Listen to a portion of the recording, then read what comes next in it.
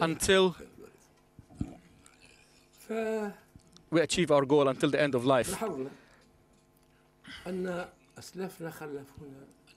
It's our good fortune that our ancestors have left us a state that is free of any foreign presence, whether it is civil or military. A state that has liberated women, and that was not an easy task. But we were pioneering in the Islamic world, third world countries, and the Arab world. And we are very proud of that.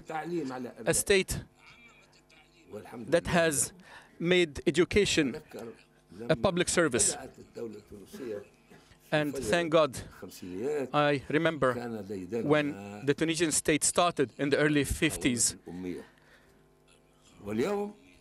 We worked hard to combat illiteracy. Today, we face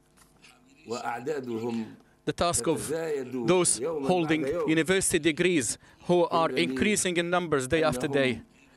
And I was told they are not employed. There is about 150,000 of them unemployed. And every year, our universities and colleges and institutes are producing more graduates, about 8,000 of those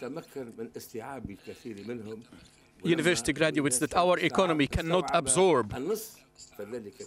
And if we do absorb half of them, that would be good enough. And that would require, among other topics that we need to discuss. And we know at the beginning, before we start, that this is our responsibility that we have to tackle. Despite all these gains, and despite all what we've achieved, and the good name and reputation that Tunisia enjoys worldwide, and our friends all over the world. And I'm a witness of what Tunisia has achieved worldwide. It is global stand as a participant in international conferences. And I'm proud to say that a large number of countries and delegates are actually looking at us to follow our lead as a role model. But despite all this, we have known 2 decades of darkness.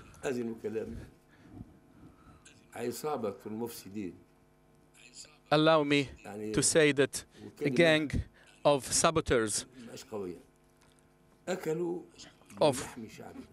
and it's a strong word, those corrupt, motivated, have eaten up the gains, the flesh of the country. And I didn't find what to say. I couldn't find the words to describe this period. And I remembered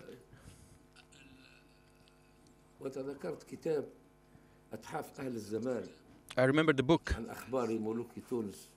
that was called, it's a history book about the old kings of Tunisia, which included the author's words. His name was Ahmed bin Diyad, who was very slow in describing what has happened in the country. Then he said, you were given a rule to look after us, but you ended up eating up us. Were you a shepherd or a wolf? This is what the author, Ahmed bin Diyaf, had said in that book. Totally applies to what we've lived throughout those 2 decades. And we are just about to get out of now into a new era, God's willing, with the hard work and the solidarity of the people around the state. We will change things.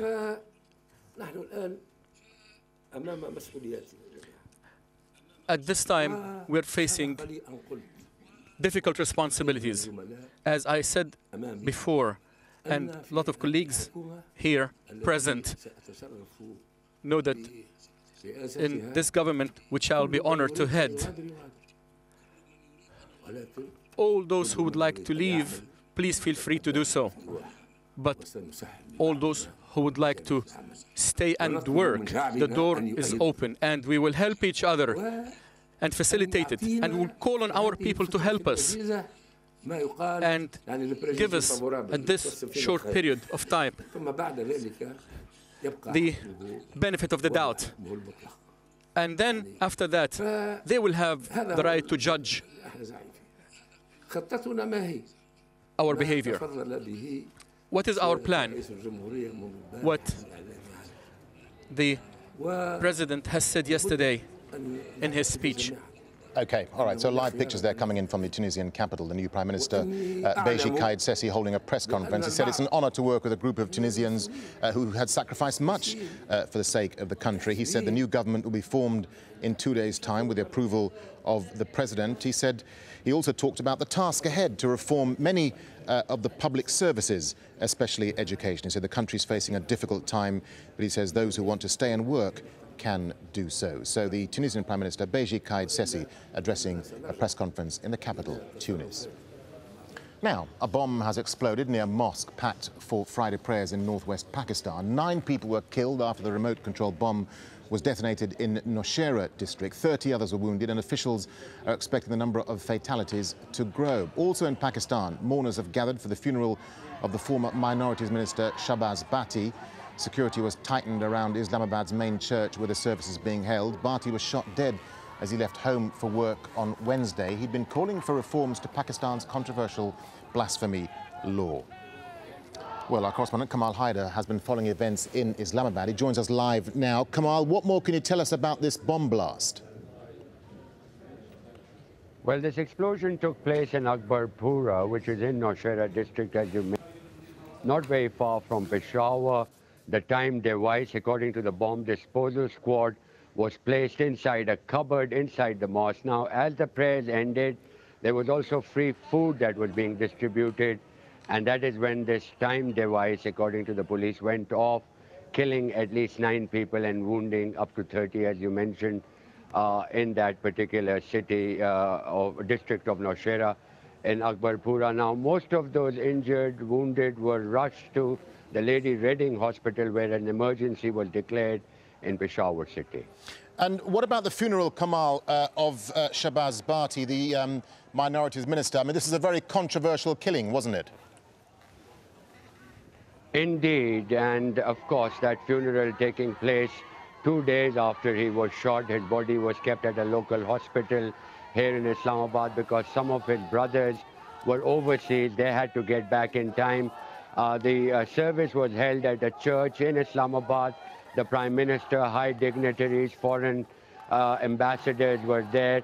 And then the body was taken by a helicopter for burial in his ancestral graveyard in Khushpur, which is not very far from the city of Faisalabad in the Punjab. All right, Kamal Haider in Islamabad. Kamal, thank you.